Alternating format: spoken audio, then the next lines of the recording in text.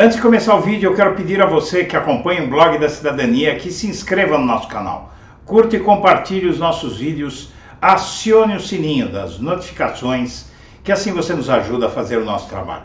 E vamos ao vídeo.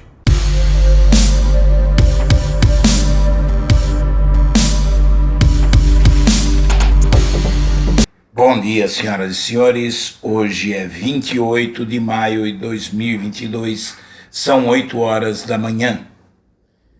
No Globo, não sou unanimidade, mas falar que evangélicos estão divididos, diz Bolsonaro após Datafolha apontar vitória de Lula e empate entre os evangélicos.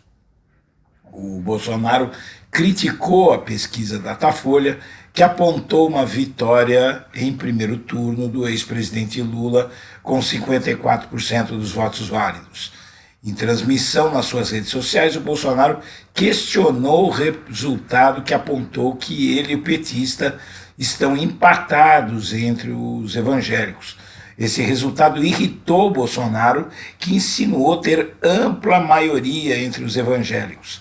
De acordo com o resultado divulgado na quinta-feira pelo Datafolha, entre os evangélicos, Bolsonaro tem 39% das intenções de voto e Lula 36%. Como a margem de erro é de 2 pontos percentuais, o Bolsonaro e o Lula estão empatados nesse segmento.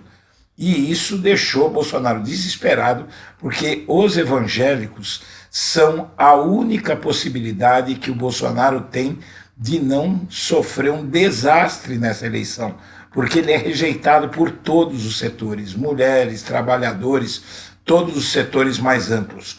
O único setor amplo onde Bolsonaro tem apoio é entre os evangélicos, e mesmo assim o Lula já conseguiu tirar metade deles de Bolsonaro. O que significa isso é que se o Lula continuar avançando nesse segmento, o Bolsonaro não tem chance nem de ter uma boa votação na eleição de outubro.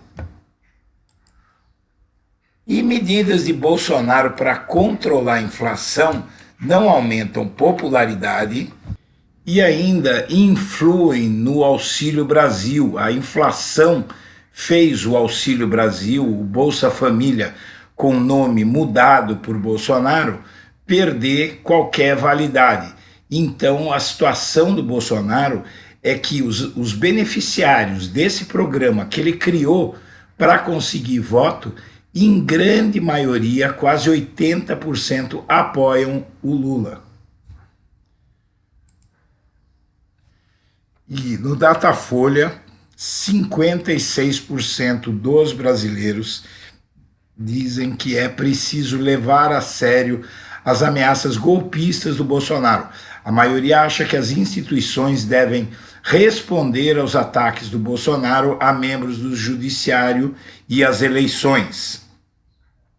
As declarações de Bolsonaro com ataques a ministros do STF e as ameaças sobre as eleições devem ser levadas a sério pelas instituições, segundo a avaliação de 56% da população, segundo o Datafolha.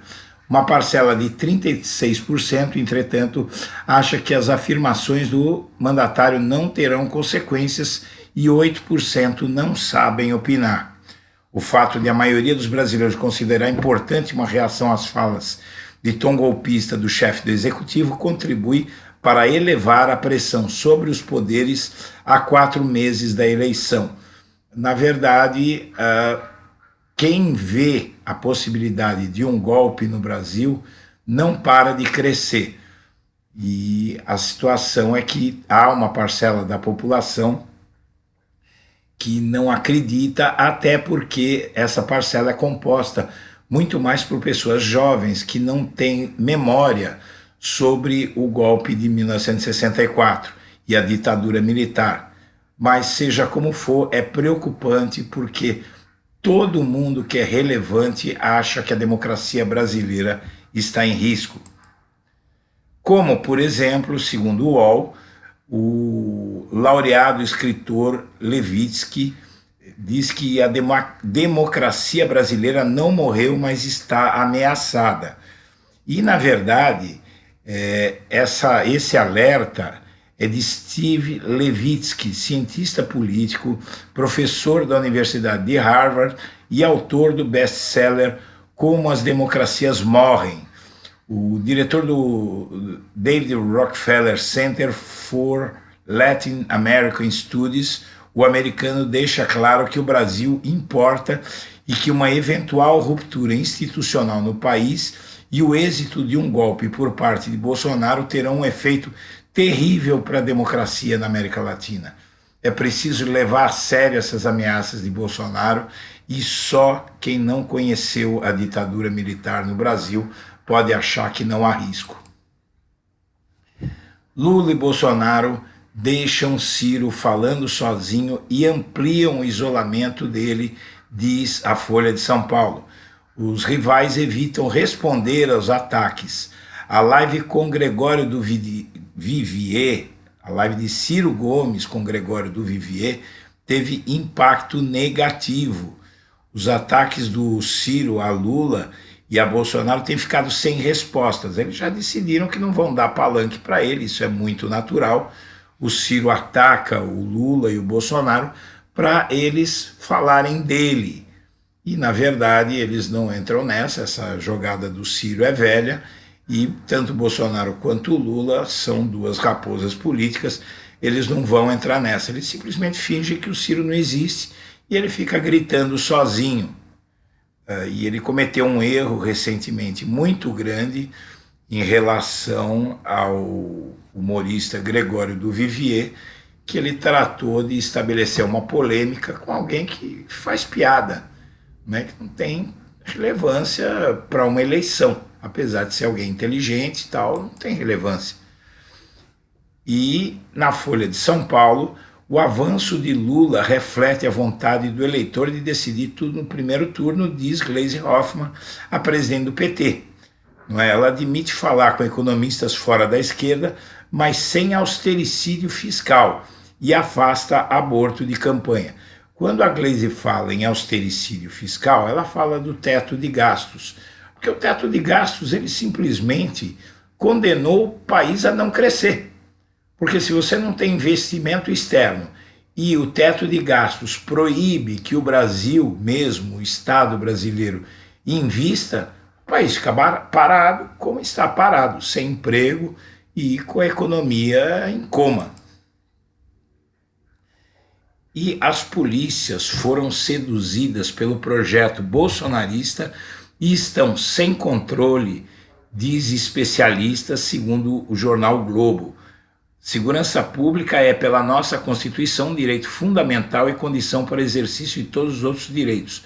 Para Renato Sérgio de Lima, do Fórum Brasileiro de Segurança Pública, as polícias foram seduzidas pelo projeto bolsonarista e estão sem controle. Isso a julgar pela ação na Vila Cruzeiro, no Rio, com 23 mortes, e pela abordagem com vítima dentro da viatura da Polícia Rodoviária Federal, transformada em câmara de gás em Sergipe. E o principal interlocutor de Lula junto ao PSDB é Aloysio Nunes Ferreira. Ele é uma figura histórica, ele participou da luta armada contra a ditadura militar, é um dos fundadores do PSDB e se tornou o principal interlocutor do Lula junto ao partido e já aderiu à campanha do Lula. Ele acha que o momento não é de brincadeira. O Aloysio é alguém que enfrentou a ditadura militar e ele sabe o risco que o país corre e por isso que ele está aderindo ao Lula. E o PT tem medo que essa história de vitória no primeiro turno desmobilize a militância. E isso é um fato, as pessoas podem achar que a eleição está ganha e não se esforçarem na campanha. Até rimou. Internamente, porém, a crença é que é possível sim triunfar já no dia 2 de outubro, como mostra inclusive o Datafolha. E as campanhas de Lula e Bolsonaro vão reforçar a estratégia no voto útil, o que seja dizer para os eleitores, tanto da direita quanto da esquerda, que se eles não votarem nos dois principais candidatos, eles correm o risco de ajudar o adversário. Então o Lula vai dizer aos eleitores do Ciro, como já está dizendo, que é melhor encerrar tudo no primeiro turno para não correr o risco de um segundo turno contra o Bolsonaro, que seria uma guerra. E o Bolsonaro vai dizer aos eleitores da Simone Tebet e dos outros nanicos da tal terceira via, que aquele um pontinho que eles têm, tem uns 3 ou 4 com um ponto nas pesquisas, poderia ajudar o Bolsonaro. Então cada um vai tratar de tentar convencer o eleitor de que é melhor liquidar tudo no primeiro turno. E essa eleição vai acabar tendo um turno só. E por fim, para especialistas, violência envolvendo a Polícia Rodoviária Federal expõe pressão política. Pesquisadores e gestores de segurança veem erros de procedimento em ações policiais que terminaram tragicamente.